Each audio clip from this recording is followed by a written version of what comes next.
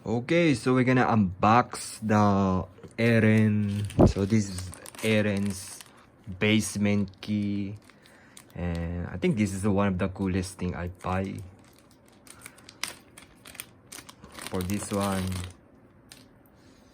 So this is on Attack of Titan, the basement key.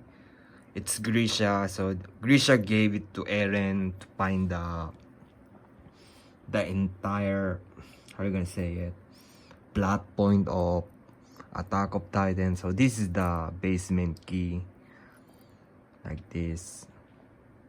Until season 3, this is the key point of everything.